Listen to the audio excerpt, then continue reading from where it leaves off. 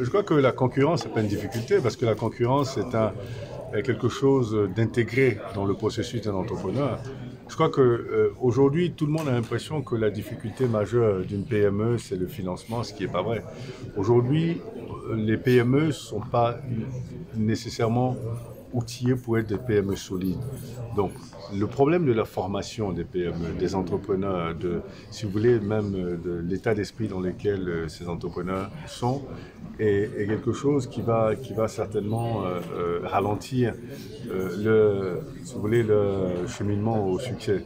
On a parlé aussi de l'accès au marché public des PME et on a dit évidemment la première chose c'est de créer un environnement qui permette à l'État de plus donner aux entreprises locales de sorte à consolider le marché domestique. Mais en même temps, derrière, il faut que ce soit des PME qui soient capables d'absorber ces marchés publics-là.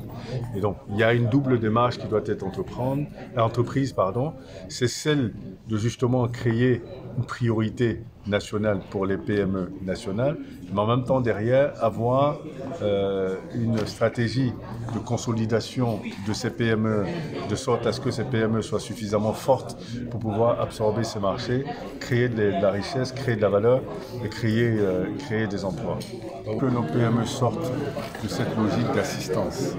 Quand vous décidez de créer une entreprise, vous posez toutes les questions relatives à l'éventuel succès de cette entreprise avant de créer l'entreprise.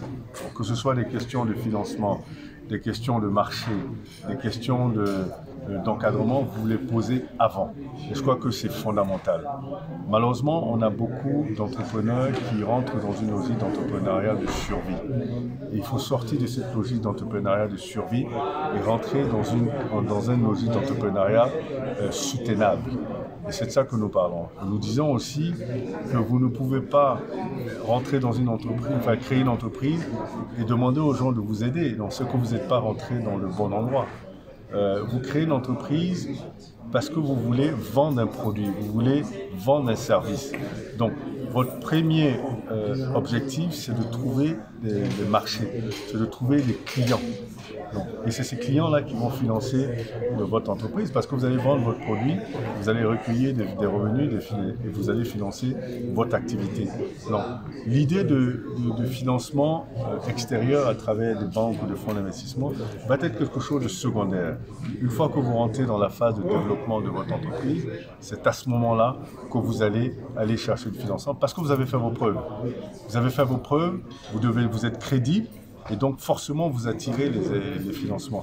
Si vous n'êtes pas crédible, vous n'attirez pas les financements. Comprenez que dans une relation business, ça doit être une relation gagnant-gagnant.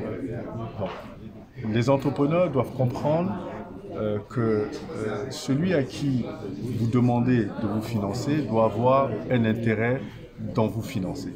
Nous sommes aussi dans cette logique de changer les mentalités des PME en Côte d'Ivoire, en Afrique en général, pour les emmener à être des champions, donc ceux qui ont décidé justement de créer des emplois, de créer de la richesse et de créer de la valeur. Créer des champions, c'est prendre des entrepreneurs accomplis et créer un cadre institutionnel autour de ces champions-là, autour de ces entrepreneurs pour les rendre des champions nationaux. Un champion national, c'est un mastodonte ou quelqu'un qu'on veut rendre un mastodonte qui va représenter la diplomatie économique du pays et qui va être capable de financer l'économie à travers ses activités, à travers justement peut-être l'achat des obligations de l'État, la création des entreprises, si vous voulez, la sous-traitance avec des PME. Donc quelqu'un qui a une taille suffisante pour être compétitif à l'extérieur, pour être représentatif à l'extérieur du pays et à l'intérieur de pouvoir financer au maximum l'économie domestique. Donc une économie devrait compter sur ses champions en premier lieu, sur ses entreprises en premier lieu, avant de penser à compter sur des entreprises étrangères. Ce n'est pas de la xénophobie, c'est comme ça que c'est partout. Les Américains disent American first, les Français disent les Français d'abord. Je ne comprends pas pourquoi les Ivoiriens ne diront pas les Ivoiriens d'abord. Enfin, ça me paraît tout à fait logique.